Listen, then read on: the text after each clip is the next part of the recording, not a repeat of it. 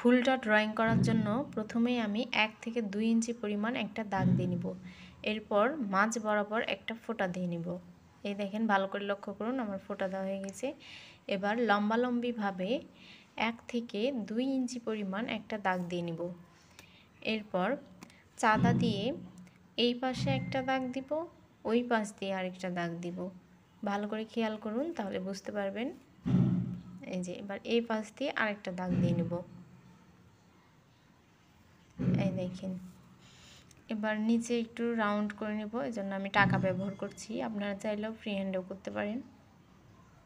এই তো রাউন্ড হয়ে গেল। এবার উপরে ফুল তো একদম সোজা হয় না, একটু হালকা রাউন্ড ভাব হয়, এজন্য চাঁদা দিয়ে রাউন্ড করে নিলাম। এবার অপ্রয়োজনীয় দাগগুলো মুছে নিব। উপরে সোজা দাগটাও মুছে নিব। এবার জেল পেন দিয়ে আমি একটু হাইলাইট করে নিব। আপনারা চাইলে পেন্সিল দিয়ে এটা রিপিট করতে পারেন। এবার ফুলের মাঝের যে কাজগুলো আছে সেগুলো করে নেব। এভাবে একটা সুন্দর করে দাগ দিয়ে নেবেন, এই পাশে আরেকটা দিয়ে নেবেন। এই তো সুন্দরভাবে হয়ে গেল। এবার ফুলের ডাল করে নেব।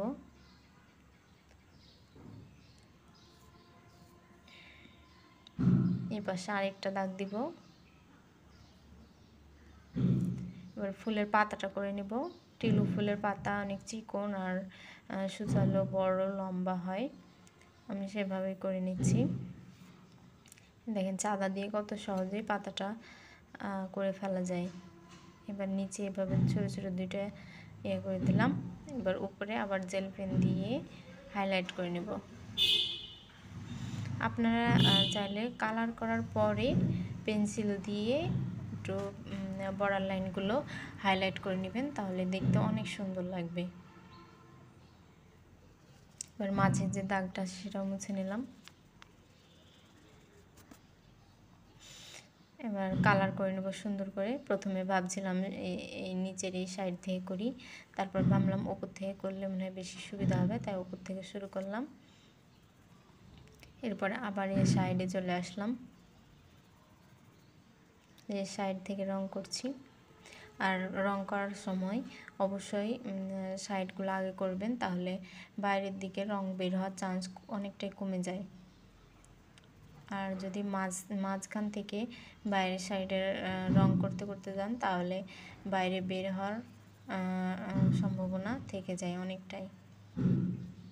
এজন্য বর্ডার সাইডগুলো আগে রং করবেন, মাঝের দিক পরে করবেন।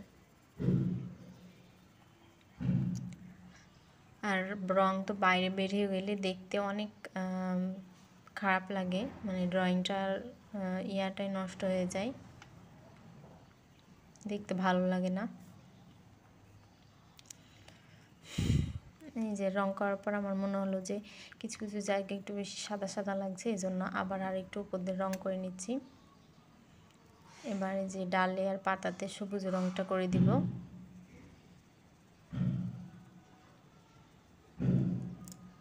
পাতাটা করার সময় পাতার যে সুশাল অংশটা আছে সেই জায়গাটা আগে করে আস্তে আস্তে নিচে নামতে হবে, তাহলে বাইরে বের হবে না। এই তো আমার রং করাও শেষ প্রায়, সবুজটাও।